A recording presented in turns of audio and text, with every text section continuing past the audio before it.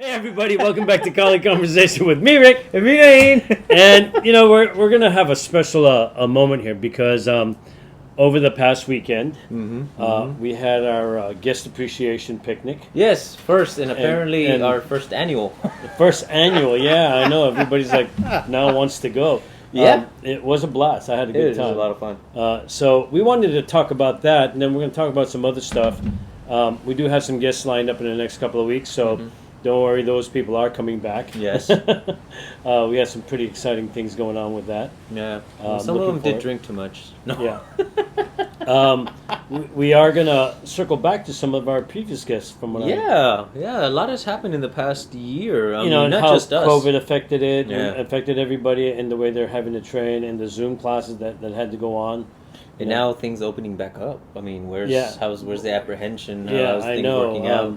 Yeah, we've had a couple of classes, and that was kind of like, have you been vaccinated? It's that old, are you okay? We're okay. Right. You want to wear a mask or not a mask? And they're like, wow. Is this political or not? Yeah, it's a craziness that's going on out there. So we thought we would kind of recap what's been going on, even though we just recapped recently. Right. But I thought, this would be a fun time to one, talk about the picnic and how cool it was that we had a lot of the guests, previous guests that showed up to the picnic. We missed a few of them, and you guys were definitely missed. We wish you could all have been there, but there was a good amount of the previous guests that did show up, and we had a blast. I mean, there was so much food. Oh yeah, we had to give away to the homeless that were in the park. Yeah. And even he was grateful. He was, thank you. Yeah, he just woke up towards the end of the That's picnic. Right. He was sleeping the whole time. Woke up at the end and got food, sodas, and water. Enough for 2 days. Yeah, so he was good. Or he sells it to the other homeless people and makes some money at the same time. If that was his first thought, maybe he wouldn't be homeless. Yeah, probably. He'd be an entrepreneur. Yeah, he'd know what to do. We had a lot of fun. We had wanted to thank Mike Cardenas. Mike Cardenas, the chef. Yes, the guy was awesome. Everybody enjoyed the food. We even had Boone, one of our students, who owns a restaurant at Thai Satay. Yeah. We have to give him a plug. Definitely, Thai Satay. He brought us some pad Thai with shrimp. And, And he had my favorite sticky rice and mango. Ooh, yummy. Thank you, Boone. That was awesome. It's so good, as a matter of fact, that one of the trainers that we had there was big on, there's so many carbs. But then we mentioned the name of the restaurant and was the first one to get up as soon as he knew. That's how good the food is, that even a health nut was like, wait, carbs? Oh, those carbs? Yeah, we're going to get some from Thai Satay. It was the one. He kind of broke the mold on that one. So go visit him in South San Francisco. He's on the corner of Grand Avenue and Linden. Yes. Correct. Wonderful, wonderful place. Great food. So if you're ever in the area, stop on by. Tell them that you know us. You don't get a discount, but at least they know that you know us. It doesn't help anybody. It gets us free food. It helps us. Oh, Rico, Diane, you got some people over. Here, have some sticky rice with mango. Appreciate it. You guys feed us. You're stupid. Also, we want to thank several other people who really, without their nudging and pushing and prodding, this would not have been possible.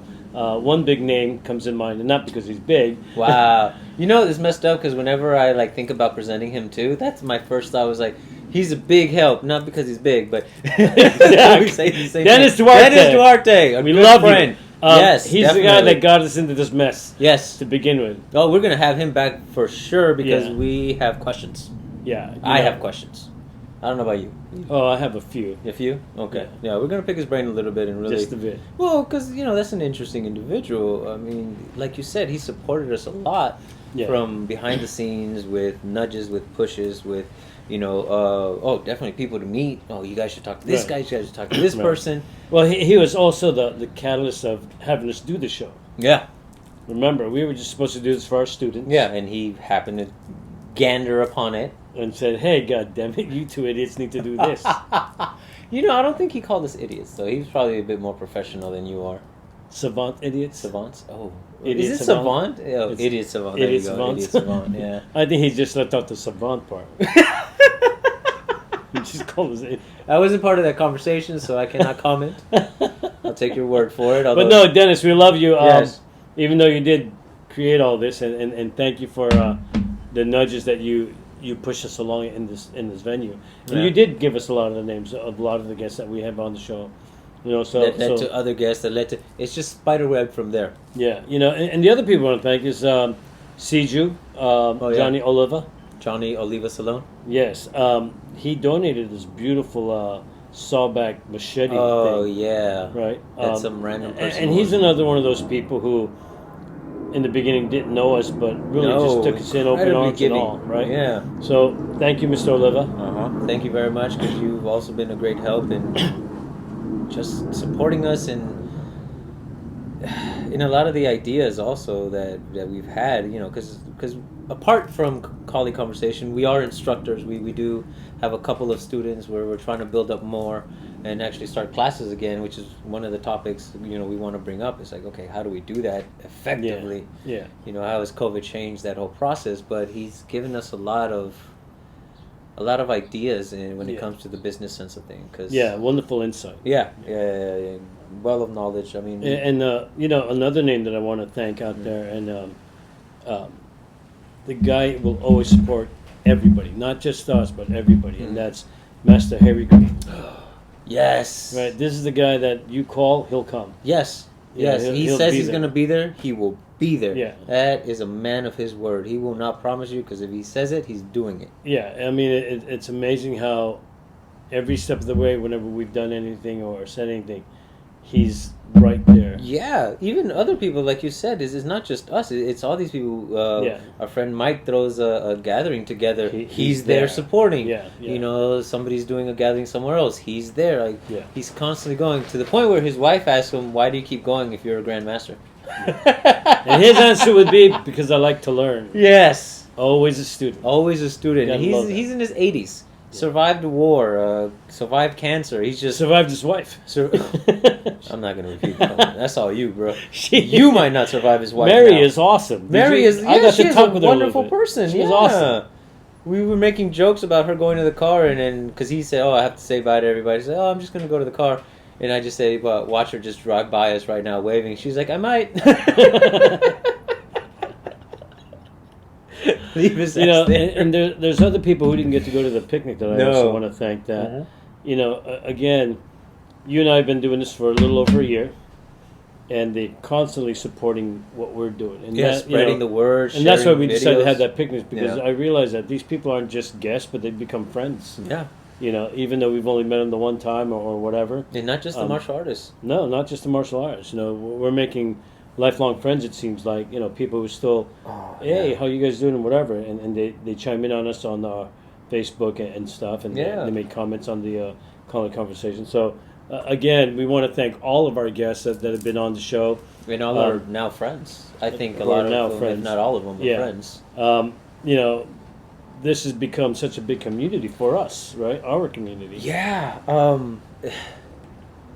For the people who feel like they've reached a point where they can't go any further with what they have, not because they're not smart enough, not because they don't have enough information, but because the structure that we grow up in doesn't allow for it. Right. And I think that's the community that we've really built, starting off with our first guest, Bob Gomez, who's Kaju Kempo, which began as an art of hodgepodge. Oh, this worked, this didn't work, let's try this a different way. Right. Oh, that worked, and then created. But again, it became a structure. Yeah, a structured whole curriculum. And the bigger the structure becomes, the less malleable it is, the less organic it is, the more difficult it becomes to change. And he's definitely pushing for that growth, which again was the original idea of Kaju Kempo to begin with. Right. And when we first met him, it hit me hard that, wow, there are other people who are like-minded, who do want to evolve systems and go beyond what was given, and really cater to the student. Right. And you really see that in Bob. I mean, everything he posts is either about his doggies, his wife, Moochie's the best, or his students. Right? Yeah. Yes, definitely. And lately we haven't seen a lot of him, and he hasn't been able to join us in a lot of these events. because he is solely constantly focused focused on his students, making sure they're getting exactly. You know, when COVID hit, he wasn't able to promote anybody, it and was now so hard. every week he's got a promotion going on, which I love that because he hasn't alienated his students. No, He wants to make sure that, you know, okay, now that we can do this, let's get it done let's go. right away. Let's get everybody together. Yeah, Yeah, and I love that. So kudos to you, sir. Keep up the good Bob work. Gomez, Professor Bob Gomez. Professor, yes, we Yeah, can't leave that well, out. we can't leave that out. He'll No, slap 'cause he us is- next time he sees us. He's too nice of a guy to do that. He just might though. He Just really? because, yeah. Oh well. Well, we might egg him on and come on, There you guy, go. come on. Let's We get love it you. on camera. We do love you though, and the way that you treat, and I think he was definitely that starting point to build this community. Yeah, I think so too. You know, listening to him talk, I think we both started to think that way even more so, right? Oh, yeah. We were already on that track, but because now we knew there was other people like us or like-minded. We're not alone. Yeah, it gave us the courage to just now let's really do this. I think. Yeah, we've definitely grown in confidence from that point. It may not show because we're always kind of just messing around and laughing, but there is concerns in what we do. I mean, we're Right. talking to strangers, and yet on camera it looks like we've known them for years. Yeah, you know, and the other person that I have to really thank, Mhm. and I don't want it to get too deep into what we're doing right now that we forget about him, is Koya Dan. Kuya Danny, we You know, without him, Right. there is no Bladed Mind. he is the creator, and what he gave us was a way to think For ourselves. for ourselves. He gave us a Yeah. way where we can take what is given to us, no matter who it's from, and make it our own, keeping respectful to the information and the person who gave us the information above all. But if it doesn't make sense to the individual, then it's never going to work for the individual. Right. And then how do you then change it so that it can work for you? Or do you leave it alone and get it to work for you? Right. So you have to look at that and say, okay, It's a way to evaluate. yeah, you evaluate everything that's going Yeah. on. You say, oh, okay, this can work, but maybe I have to make my modifications because of my body type, maybe, or just the train of thought that I have. Yeah. I can't see it. And can I change my train of thought? Right. Because Yeah. that's very difficult, and we've I seen. mean, that's this. the one thing that I admired about Danny is that Yeah. he was willing to forgo a lot of stuff that was given to him because he understood that for him it doesn't work that well. You know, he didn't want to have to change his body ways and how his mechanics work. That how Just do to you adhere, yeah. how do you use what they gave you to adhere to you, Right. as opposed to the other way around. And not to divulge too many secrets of his life, but he's even given up recognition. He's Yeah. given up titles. He's walked away from titles because he didn't want to be held back by somebody else's standards. Right. And then you can't help but say, wow, I mean, here you are, a big name giving you recognition, saying, hey, Yeah. be a part of my group, you know, He's like, I'll "No, hold you. thanks." And he's like, yeah, I appreciate it, I decline. Yeah. And that says a lot about the man. Yeah. You know. So without him, we couldn't have created, you know, this really, because Right. all in all, it's about figuring out what makes people tick. Right, and if you haven't figured yourself out, that's a shame. Yeah. You know, if you just keep being the mice being led by the piper, Right. you know, a lemming to just follow what's in front of you, then you really aren't Well, you're doing gonna- yourself a service. You're going to hit the cliff. yeah, at or a some wall, point. Yeah, in at some essence, point. yeah. So, you know, given the opportunity to make up your own mind on how you see and feel things, then you are growing in your own way. And it's hard. We're not Yeah. going to sit here and tell you that it's easy. It isn't. And 7 years in the making. yeah, 7.5 now, I guess. Yeah. Damn, 7 years. But And he still doesn't know 1 in 11. I'm still learning one. Watch Nate in shorts, you'll see what he's talking about. Yeah. That's a shameless plug, but He doesn't know Hey, when you- to duck his head. That's No, why I got apparently him not. before. Mm. But yeah, you know, all these people that we're talking about, and again, you know, I want to praise everybody for the invaluable information and knowledge that they've given us. Oh yeah. I mean, just our guests, you know, I mean, how many times have our guests changed our minds on the thought process and how we used to see things. Yeah. I mean, who do you have on the top of your head that has done that for you? First one, Nicholas. No. And I want to emphasize, because those of you who have watched the episode, he gives a lot of great information when it comes to spirals, the way he sees things, the way that, essentially the universe moves and the way humans have to move because of it. What I took, or what resonates most with me, is his appreciation to the traditional arts.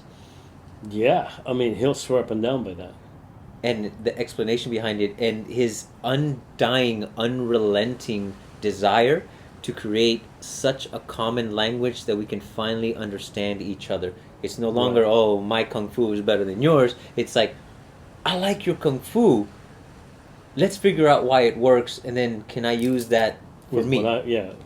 For what I'm doing. Will it assist my kung fu? Right, will it assist my kung fu? Because, again, there's these language barriers, if you want to call them that. And it's not really language, it's just verbiage, or I guess just, narrow-mindedness. I don't know. I don't know what to say. But because of the conversation we had with him, I look at the traditional arts in such a new light, such a different respect. I've always respected them, but now I have an even much higher respect for them. Only because it's coming from him and the way he really clings on to the traditional, because he says even those things, as long ago as they've been done, he's still learning stuff off of that. Right. Just because he changed the way he looks at things, but then he can go back to and say, okay, let's go back to the traditional, because that stuff actually works so much better than what's coming out now. Right. And I was really amazed by that. I was like, wow, we used to say, oh no, you got to evolve, but he's talking about, going back. Right. That's how we evolve, by going to the original. Yeah, and bring it back to where it was originally, and say, okay, this is why this worked. Yeah. And we actually heard that from other people. We heard that from Carlito, who tells us, the traditional stuff really does work, but nobody's presenting it the original way. Unfortunately, because and maybe not unfortunately, but even in researching Kaju Kempo, and even going further back to like just karate in itself, a lot of the reason why karate is the way it is because, hey, all of a sudden these guys are getting recognition and they have to present it to the shogun, to the emperor of Japan. And it's like, oh crap, we don't have any traditional names, we don't have any of the formalities. And they had to throw it in there to make it, So then they created all these things, these katas, when in reality, all that stuff wasn't the useful things. It was everything underneath it that was useful, and then it became flowery, and there's a place for that. Don't get me wrong. When it comes to bettering yourself as a human being, discipline, that sort of thing, a lot of the traditional arts are great for the art aspect of the art aspect of it. But the martial part about it, it's simple, it's gritty, and it's down to the point. Right. And when you start looking at it that way, you have to know that there's a separation between the two. Yes, acknowledging the difference. Yeah, and if you don't, then you're really just lost. Yeah. At least I feel that you would be lost, because you wouldn't know what part of that you could use or couldn't use in the proper context of what you're trying to do in an actual fight. And I had this sense, and again, my personal research, my personal understanding of the three variations you have, like the sports martial arts, you have the art version of it, and then you have the combative side of it. The three Venn diagrams, and sometimes they intermix and sometimes they don't. But knowing the differences between them became very important to me. But then we met Conrad Bowie. Oh yeah, this guy. He added more circles. Bastard. But he clarified so much for me, because there are people who you see who are in the sports side or in the combative side, but aren't very combative or very sports. They aren't very artsy either, because they're just kind of there. Right. So giving more of a sense of why people go socializing, just being a part of it. Yes. Just being like, hey, I just want to talk to like-minded people.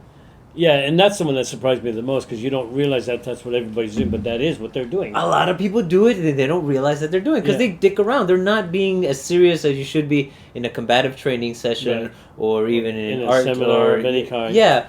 And everybody's just chit-chatting. But they're having a great time. The chit-chats are where you're learning a lot of the stuff. Those side conversations. Yeah, the sidebars, what everybody's doing. is where I was learning a lot of stuff. I was Right. talking to this person. Oh, I didn't realize that Oh was yeah, that. You so know? and so. It's like, Yeah. oh, what's your interpretation of this? Oh, you Yeah. know, I think this. We this, talked to this. Mike Smith about something. Mike He's like, Smith. oh no, it's this and that. Yeah, Right? dude. Even now, I still take some of the stuff from Mike Smith, and we need to get him on our show. Mike, if you're Mike, we're watching working this, on it. We're we're coming gonna out. get out to you. We need to get you on the show. You know, just last time I saw him, he said a few things, and I was like, I really started thinking about it. Like, wow, that's that's a very psychological approach to the idea. Yeah. But he says it in such a nonchalant way that it doesn't sound pompous. Right. Yeah. He's just like so matter of fact about it, and I was like, and I love the delivery that he gave me because it really solidified in my Right. head. Okay, maybe it's not about all this stuff. It's about what's going on here, which Right. is something we preach all the time. Right. How does your brain see everything? How do you take information? How do you interpret it? Right. Creating a common language like Nicholas wants to do, to really breaking down the overall concept into these very simple ideas like Carlito showed us that Serrata really is, and then even the interpretation of it like Graciela yeah. gave us a phenomenal interpretation of the word cerrada, Right. to close. And for us it was, or for me anyways, it was like, okay, close quarter. She was like, not necessarily. Keep the body close. Yeah. Everything tight. If you can't do all these motions in this small corner, then you're missing something or you're exerting too much energy. I'm like, wow.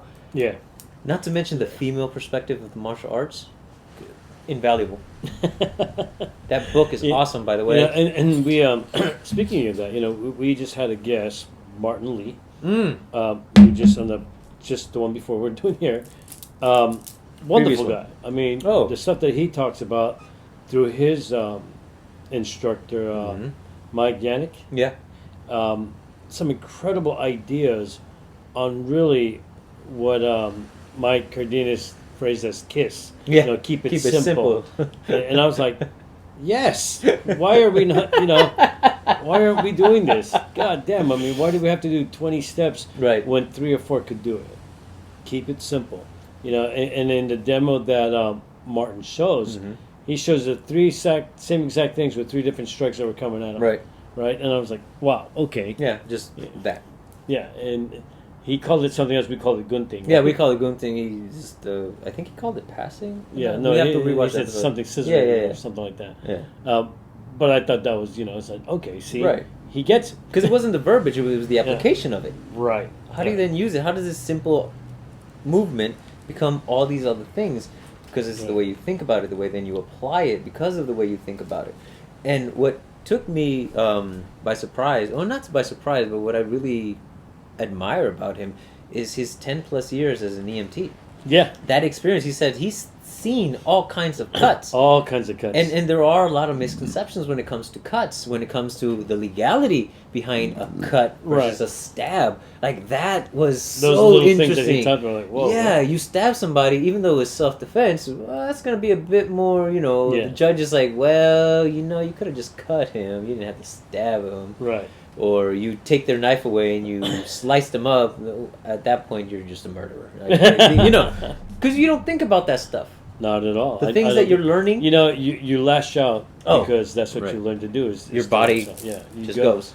Yeah, and if you don't have that self-control, then you're missing the point of your martial art. Mm-hmm. Right? I mean, isn't that what we always talk about in martial arts? Everybody art, yeah. talks about Self-control, discipline, discipline, respect, blah, blah, all the things that we talk about. But yet, when you get into a fight, all that seems to go out the window. Yeah. That's always been a very, very interesting topic, and talking to a lot of people like Fiera. Yeah, Fiere? dude, that guy, What's his name? Scott. You want to Sorry, slap the Scott? I got him. And he has this the schooling behind him, but more importantly, he has the study. Yeah. In the job that he did in working with people on probation, people, homeless people who have really dramatic issues mentally, and the issues that I think a lot of us share to a lower degree that get us in trouble, that get us into these situations, Right. and how to recognize that and really better yourself. Because I don't know if I've said this before. I know I have, but I'm going to repeat myself again. This journey for me, meeting you, meeting Danny, constantly training, having these conversations, for me, it's a selfish venture because I'm trying to better myself as a human being. Right. I'm trying to bring out the best of me.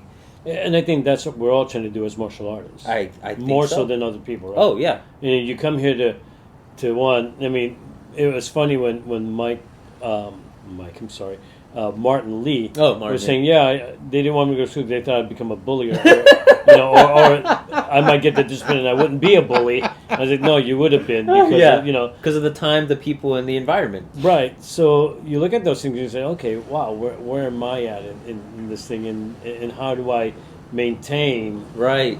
Because you go there to learn and to be disciplined and whatever, but sometimes the environment you're in, like you said, makes you become the asshole because you are skilled in doing what you do. Self-righteousness is just being a dick with politely.